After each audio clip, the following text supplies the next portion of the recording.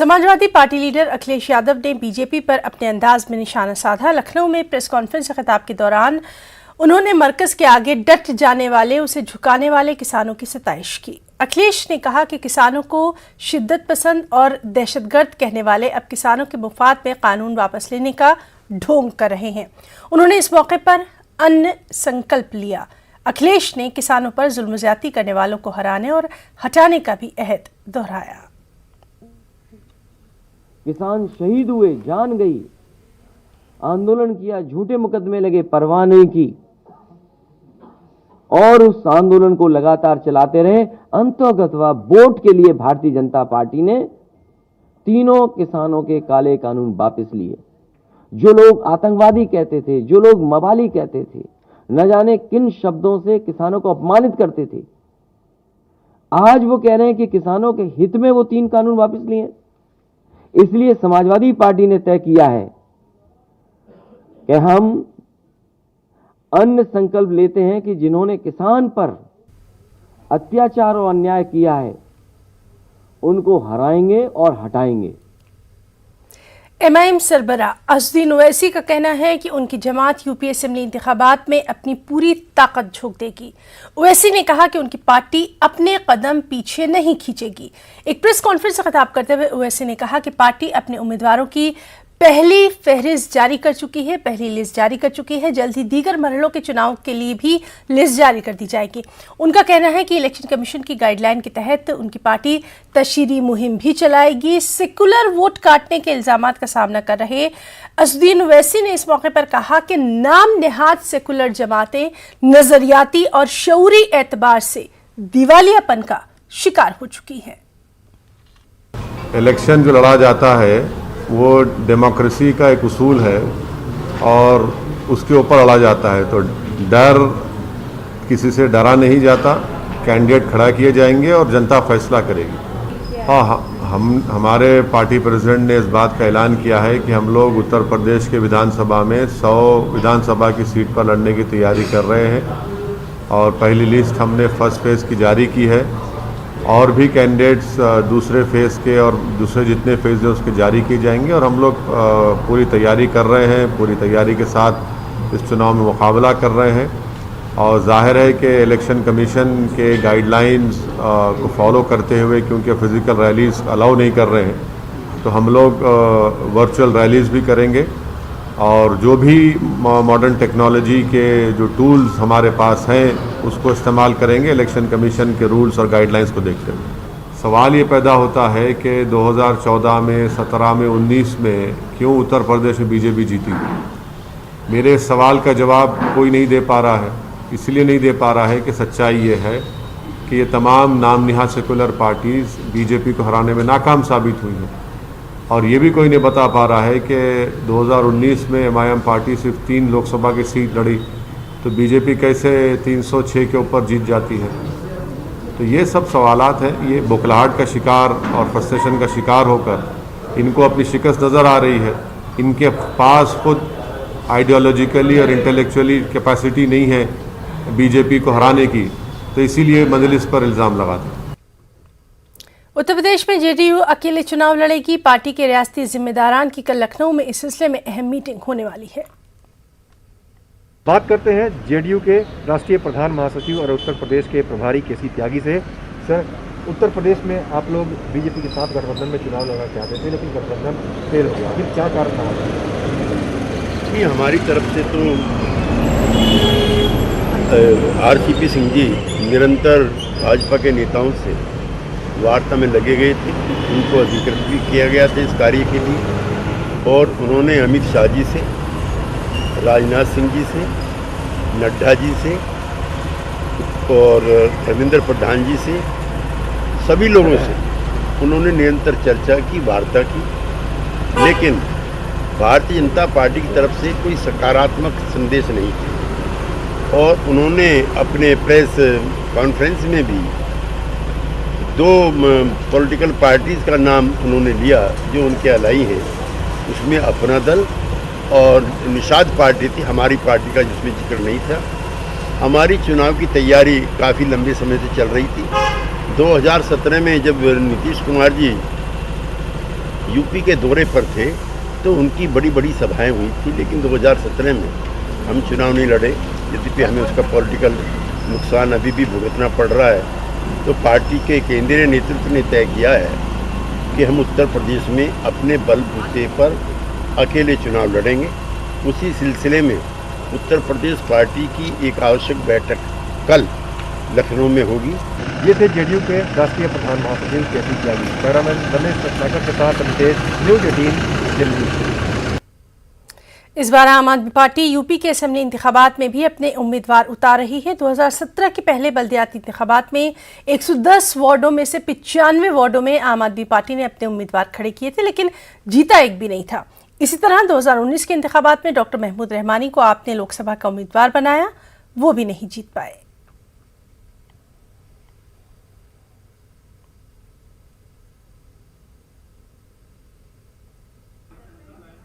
उत्तर प्रदेश में विधानसभा चुनाव होने हैं और इस चुनावी मैदान में इस बार आम आदमी पार्टी भी शामिल हो रही है। जिस तरह से कानपुर की बात की जाए तो कानपुर में आम आदमी पार्टी नगर निगम चुनाव और लोकसभा चुनाव में हिस्सा ले चुकी है, लेकिन जिस तरह से अब विधानसभा चुनाव की तैयारियां हैं, आइए बात करते हैं हमारे साथ अनुज शुक्ला जी जो प्रत्याशी हैं आर्य नगर विधानसभा से, उनसे बात करते हैं। सर, किस तरह से तैयारियां हैं और उत्तर प्रदेश के लेवल की बात की जाए या कानपुर की बात की जाए तो किस तरह से आम आदमी पार्टी चुनावी मैदान में आ रही है? देखिए, आम आदमी पार्टी पूरी तरह से कमर कस चुकी है। आगामी विधानसभा चुनाव में आम आदमी पार्टी को जो जनता का प्यार मिल रहा है, जो जनता उनको समर्थन दे रही है, आप विश्वास मानिए कि केजरीवाल जी उत्तर प्रदेश में भी अपना परचम लहराएंगे। वादों की बात की जाए सर, वादों में जिस तरह से बिजली मुफ्त और भत्ते की कई उसमें आप लोगों के पार्टी ने वादे किए हैं, उसको कैसे पूरा किया जाएगा? क्योंकि जो उत्तर प्रदेश की जनसंख्या है वो तकरीबन 26 करोड़ है, तो कैसे वो मुमकिन होगा? देखिए, पहली बात तो आपने जो कहा कि वादे नहीं, हम संकल्प लेते हैं। आम आदमी पार्टी का इतिहास है कि उन्होंने जो भी संकल्प लिया है उसको जनता के सामने खरा उतारा है। तो जिस तरह से आपने देखा कि साफ तौर से हमारे साथ जो आम आदमी पार्टी के प्रत्याशी हैं उनका कहना है कि किन मुद्दों के साथ और किन वादों के साथ वो चुनाव में आ रहे हैं। कानपुर से संदीप सविता, न्यूज़ 18। इस तरह पंजाब में भी आम आदमी पार्टी ने अपनी इंतखाबी सरगर्मियों को तेजतर कर दिया है। आम आदमी पार्टी कल 12 बजे पंजाब में वज़ारत आला के ओहदे के लिए पार्टी उम्मीदवार के नाम का ऐलान करेगी। दिल्ली के वज़ीर आला अरविंद केजरीवाल ने ये बात कही है। वाज़ेह रहे कि 14 फरवरी को पंजाब में 117 असेंबली हलकों के लिए इंतखाबात होने हैं। अरविंद जी, पंजाब में आपने लोगों से राय मांगी थी, सीएम का चेहरा आपको अनाउंस करना है। वो बताएंगे बाद में, मैंने बताया अभी दिल्ली से संबंधित कल बताएंगे वो कल बताएंगे। पंजाब के सीएम चेहरे का कल 12 बजे ऐलान किया जाएगा। मध्य प्रदेश के वज़ीर आला शिवराज सिंह चौहान के जरिए राशन में चोरी के मामले में राजगढ़ में अवामी स्टेट से एक साथ 3 फूड इंस्पेक्टर पर कार्रवाई किए जाने को लेकर एमपी में सियासत गर्मा गई। वज़ीर आला के जरिए 3 फूड इंस्पेक्टर पर मुअत्तल करके एफआईआर दर्ज करने की कार्रवाई को हुकूमत के जरिए जहां इंतजाम में शफाफियत लाने के लिए एक बड़े कदम से ताबीर किया गया, वहीं कांग्रेस ने इसे नाटक से ताबीर किया। कांग्रेस का इल्जाम है कि मध्य प्रदेश में शिवराज सिंह काबीना के वजीरों और बड़े अफसरान की बदउनवानी जग जाहिर है, लेकिन वज़ीर आला के जरिए काबीनी वजीरों और बड़े अफसरान को छोड़कर सिर्फ छोटे मुलाजमीन पर कार्रवाई करके वाहवाही लूटी जा रही है। कांग्रेस ने हुकूमत से काबीनी वजीरों और बड़े अफसरान पर कार्रवाई का मुतालबा किया। भाजपा सरकार एवं मुख्यमंत्री शिवराज सिंह चौहान जी द्वारा सार्वजनिक कार्यक्रमों में नाटक नौटंकी करने के लिए छोटे छोटे कर्मचारियों के ऊपर कार्रवाई की जाती है, जनता के बीच में तालियां लूटने की कोशिश की जाती है। अगर मुख्यमंत्री जी अनियमितताओं पर इतने ही गंभीर हैं तो बड़े अधिकारियों, कलेक्टर, कमिश्नर पर कार्रवाई करें, प्रदेश सरकार के मंत्रियों पर कार्रवाई करें जो तमाम तरह के भ्रष्टाचार और अनियमितताओं के लिए जिम्मेदार है। लेकिन ये केवल नाटक नौटंकी करते हैं। मध्य प्रदेश में भ्रष्टाचार का तंत्र इस कदर चल रहा है कि नीचे से लेके ऊपर तक भ्रष्टाचार का हिस्सा भेजा जाता है। आम जनता की आंखों में धूल झोंकने के लिए नाटक नौटंकी की जाती है। मरकजी वजीर नारायण राणे के बेटे नीतीश राणे को बॉम्बे हाई कोर्ट से झटका लगा है। मुबैना कत्ल के केस में नीतीश राणे को पेशगी जमानत नहीं मिल पाई। बॉम्बे हाई कोर्ट ने उनकी पेशगी जमानत की अर्जी को खारिज कर दिया, यानी अब नीतीश राणे को गिरफ्तार किया जा सकता है। इसी केस में सिंधुदुर्ग की अदालत पहले ही नीतीश राणे पेशगी जमानत की अर्जी कर चुकी है।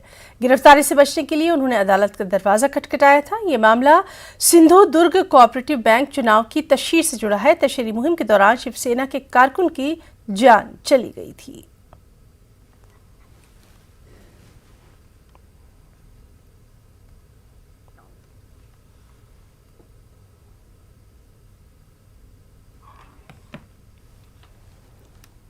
और यूपी के वज़ीर आला योगी आदित्यनाथ एक खास तकरीब से खिताब कर रहे हैं। आपको सीधे लिए चलते हैं। हम लोगों ने प्रथम और द्वितीय वेव के दौरान सफलतापूर्वक न केवल इस सदी की सबसे बड़ी महामारी को नियंत्रित करने में सफलता प्राप्त की थी, बल्कि कोविड प्रबंधन का एक मॉडल भी देश के अंदर खड़ा करने में सफलता प्राप्त की थी। स्वास्थ्य विशेषज्ञों ने जो एक आशंका व्यक्त की थी कि अगस्त सितंबर 2021 में कोरोना की थर्ड वेव आएगी और आशंका व्यक्त की थी कि जो सेकेंड वेव की तुलना में ज्यादा खतरनाक होगी, वह बेहतरीन कोविड प्रबंधन के माध्यम से न केवल देश में बल्कि उत्तर प्रदेश में भी पूरी तरह नियंत्रित रही। जीवन और जीविका को महामारी के दौरान कैसे बचाया जाना चाहिए, इस मॉडल को खड़ा करने में देश को भी प्रदेश को भी सफलता प्राप्त हुई। आज थर्ड वेव आ चुकी है और थर्ड वेव के मामले लगातार पूरी दुनिया में भी, देश में भी और प्रदेश में भी बढ़ रहे हैं। प्रदेश के अलग अलग जनपदों का मैं स्वयं भी दौरा कर रहा हूं। प्रथम वेव के दौरान भी मैं यहां पर आया था, द्वितीय वेव के दौरान भी मैंने इस संतोष मेडिकल कॉलेज का दौरा किया था। आज थर्ड वेव के दौरान भी आज मैंने यहां का दौरा किया है। एक वैक्सीनेशन सेंटर का भी मैंने दौरा किया है। पिछले पौने 2 वर्षों का जो अनुभव है, ये आज कोविड प्रबंधन में मदद भी कर रहा है और भारत सरकार और राज्य सरकार के सहयोग से जीवन और जीविका को बचाने की जो एक कवायद है, उसमें भी भारी सफलता प्राप्त हो रही है। आज उसी का परिणाम है कि एक्टिव केसेस अगर हम देखेंगे तो प्रदेश के अंदर भी 1 लाख से ज्यादा हैं और अगर हम गाजियाबाद के अंदर देखेंगे तो 10,000 से अधिक मामले एक्टिव केसेस के हैं गाजियाबाद जनपद में भी। लेकिन हॉस्पिटल में जो पेशेंट हैं वो 1% से भी कम है और ये चीजें दिखाती हैं कि सेकेंड वेव की तुलना में ये थर्ड वेव कम खतरनाक है। लेकिन बीमारी तो है, तो बीमारी है तो इसमें सतर्कता और सावधानी बरतनी पड़ेगी। बुजुर्गों के लिए, बीमार लोगों के लिए, गर्भवती महिलाओं के लिए, बच्चों के लिए यह खतरनाक है और उनको हर हाल में बचाना होगा। तो गाजियाबाद में एक अस्पताल के दौरे के मौके पर खिताब करते हुए सीएम योगी आदित्यनाथ, कोरोना के खिलाफ लड़ाई में टीका अहम हथियार और मुल्क में टीकाकारी मुहिम में अब 15 से 18 साल की उम्र के बच्चे भी शामिल हैं। 60 साल से ज़्यादा उम्र के बुजुर्गों और हेल्थ वर्करों को बूस्टर डोज लगाई जा रही है। इस बीच मरकज़ ने सुप्रीम कोर्ट को टीकाकारी के लिए वज़ारत सेहत की जानिब से जारी किए गए रहनुमा खतूत की जानकारी दी। मरकज़ ने सुप्रीम कोर्ट को जानकारी दी कि टीका लगवाने के लिए किसी पर दबाव नहीं है।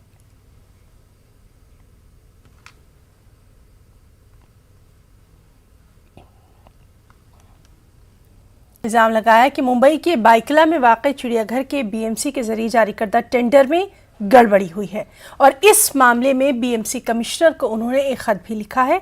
इस पूरे मामले पर हमारे नुमाइंदे वसीम अंसारी से खास बातचीत की असलम शेख ने।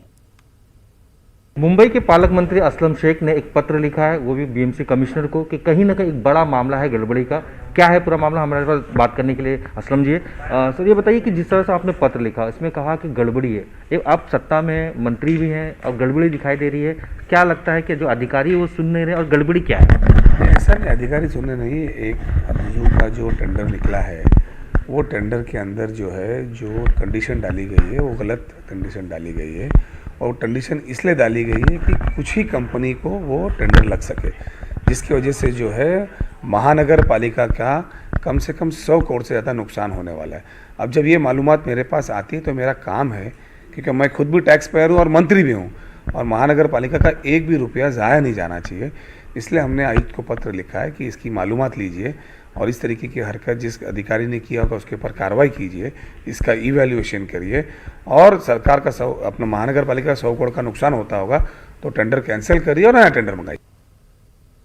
बिहार के नालंदा में जहरीली शराब का कहर जारी है। आज भी मजीद 2 लोगों की मौत की खबर है। इस तरह से 3 दिनों में अब तक जहरीली शराब से 13 लोगों की मौत हो चुकी है।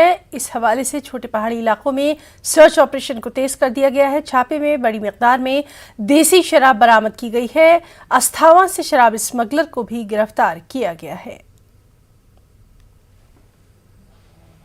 ये पहाड़ी एरिया में लगातार एवं अन्य क्षेत्रों में भी लगातार हम लोग छापामारी सर्च ऑपरेशन हम लोग चला रहे हैं। इसी क्रम में अभी 1 मिनट रुका, हम करेंगे। काफ़ी जो देसी शराब है इसकी बरामदगी हुई है। तत्काल हम लोग अभी तो थाना ले जा रहे हैं और इसमें जो भी संलिप्त हैं उनको हम लोगों ने चिन्हित भी किया है। लगातार छापामारी हो रही है, गिरफ्तारी हो रही है। तमिलनाडु के मदुरई में जल्लीकट्टू तकरीब के दौरान एक बार फिर कई लोग जख्मी हुए, जिसमें तमिलनाडु पुलिस का एक जवान भी शामिल है। जख्मियों को मदुरई जिले के एक अस्पताल में दाखिल करवाया गया। रियासत में हर साल बैलों के साथ ये खतरनाक खेल खेला जाता है। इसमें कई लोग जान की बाजी तक हार जाते हैं। हर साल बहुत से लोग बुरी तरह जख्मी होते हैं। चंद रोज पहले मदुरई में ही मुनक्किदा इस जल्लीकट्टू तकरीब के दौरान एक 18 साल के नौजवान की मौत हो गई थी। ये नौजवान इस तकरीब में तमाशाई के तौर पर था।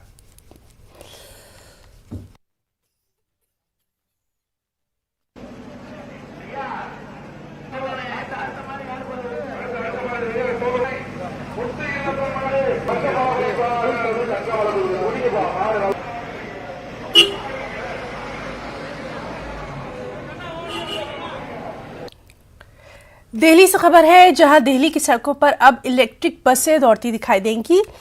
दिल्ली की वज़ीर आला अरविंद केजरीवाल ने आज इलेक्ट्रिक बसों का इफ्तिताह किया। दिल्ली में बढ़ती फिजाई आलूदगी को कम करने के मंसूबे के तहत इलेक्ट्रिक बसों की शुरुआत की गई है।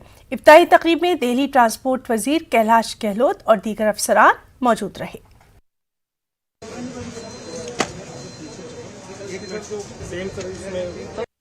पहली दिल्ली की इलेक्ट्रिक बस सड़क पे उतरी है। ये इंसिडेंट कई मायनों में इम्पोर्टेंट है। सबसे पहले तो एक तरह से ट्रांसपोर्ट के क्षेत्र में एक नए युग की शुरुआत हुई है दिल्ली में, जबकि बिजली से चलने वाली पहली बस आज सड़क पे उतरी है। और मैं समझता हूँ कि आने वाले सालों के अंदर धीरे धीरे करके जैसे जैसे पुरानी बसें हटती जाएंगी वैसे वैसे अब इलेक्ट्रिक बसेस दिल्ली की सड़कों पे आती जाएंगी। प्रदूषण को कंट्रोल करने के दिशा में ये बहुत महत्वपूर्ण कदम है। अभी आप लोगों ने देखा जब बस चली ना तो इसमें आवाज आती और एक जरा सा भी धुआं, जीरो एमिशन है, कोई भी धुआं इस बस से नहीं निकलता। तो प्रदूषण को कंट्रोल करने की दिशा में ये बहुत बड़ा कदम है। मौजूदा हालात में हिंदू मुस्लिम इत्तेहाद को मजबूत करने की बेहद ज़रूरत है। हुकूमतें तमाम तबकों की तरक्की और खुशहाली के लिए संजीदा कोशिशें करें। बेंगलुरु में कोलाडा मठ के सरपरस्त शांतवीर महास्वामी ने बात कही।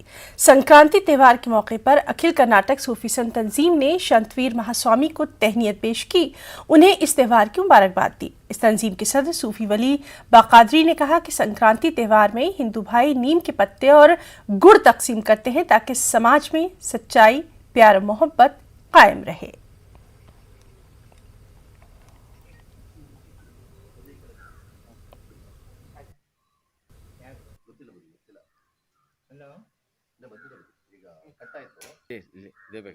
सभी जनांग का जो महापुरुष जो है, संत जो है, इधर आके ठहरते थे, भोजन देते थे, जो प्रार्थना करते थे। सबका जीवन मोदी जो बोलता है सबका समान, सबका, ये क्या बोलने में कुछ नहीं होता है, अनुष्ठान में कानून में लाना, हम सब एक ही है।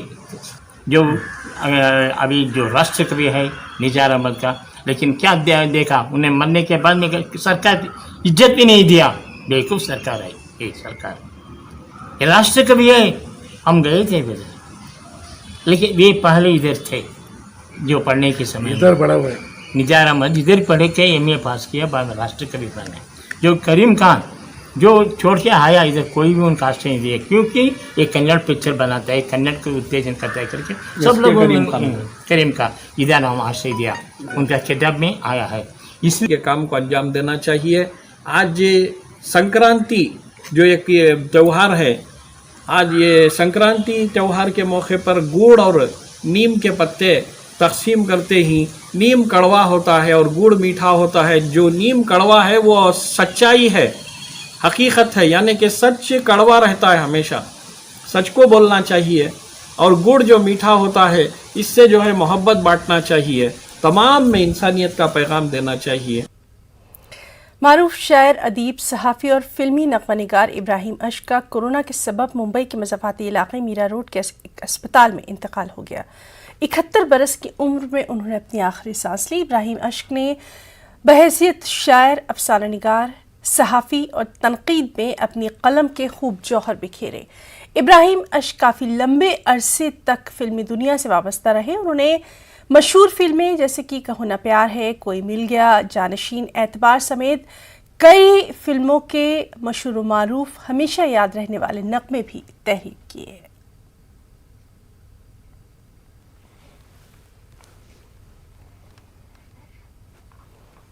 कोरोना वबा के दौरान बाहमी इमदाद और इंसार का जज्बा मुस्तहकम हुआ है। मुल्क इस वबा से मुत्तहिद होकर मुकाबला कर रहा है। टीकाकारी के ऐलान के बाद हम बेहतर ताउन करें, जिससे हम कोरोना को मात देने की जानिब कदम बढ़ा सकें। नेटवर्क 18 इस मुहिम में हर कदम पर आपके साथ रहेगा। जब तक सभी महफूज नहीं, तब तक कोई महफूज नहीं होगा। इसी सोच की बुनियाद पर हमारी मुहिम संजीवनी का मकसद ये यकीनी बनाना है कि वैक्सीन पाना सभी हिंदुस्तानियों का हक है।